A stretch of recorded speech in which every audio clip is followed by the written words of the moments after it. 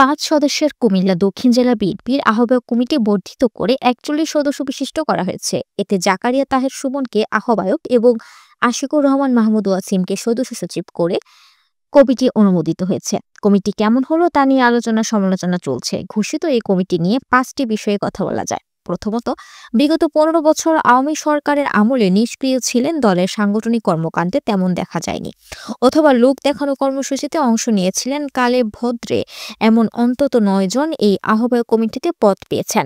দ্বিতীয়ত, কুসিকের সাবেক মেয়র মনিরুল হক সাক্ষ্যপন্থী ৩ জন পদ পেয়েছেন এই কমিটিতে। তারা হলেন যুগ্ম আহ্বায়ক পদে নজরুল হক ভূঁইয়া, সপর সদস্য পদে সাক্কুর ছোট ভাই অ্যাডভোকেট কাইমুল হক রিঙ্কু ও মুজাহিদ চৌধুরী।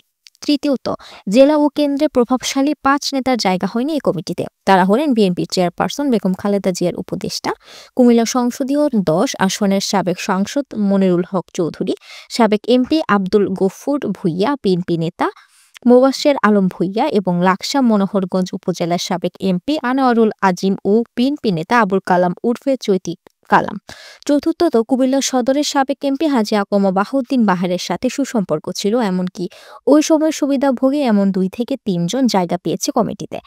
আওয়ামী সরকারের সময় হাসপাতাল, পরিবহন সহ বিভিন্ন ব্যবসায় সুবিধে ভোগ করে ২ থেকে ৩ জন এই কমিটিতে রয়েছেন। সর্বশেষ ৫ আগস্ট পরবর্তীতে উল্টাপাল্টা বক্তব্য প্রদান, আওয়ামী নেতাদের পলায়নে কিংবা আশ্রয়ে সহায়তা করার অভিযোগ, এমনকি পরিবহনে অরাজকতা সহ বিতর্কিত কর্মকাণ্ডে জড়িত অন্তত ৪ থেকে ৫ জন স্থান পেয়েছে এই আহ্বায়ক কমিটিতে।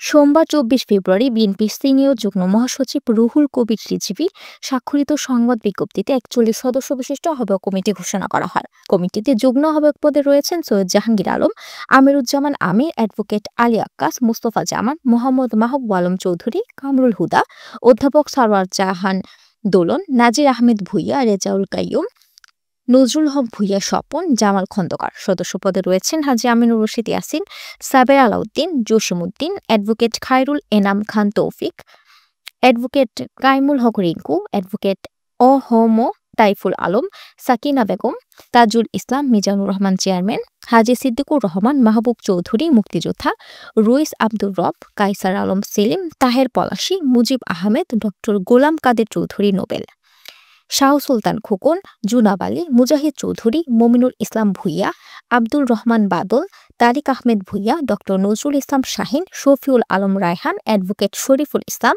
সাজিদুল মোল্লা হিরণ, ইলিয়াস পাটোয়ারি, সিরাজুল ইসলাম মিলন।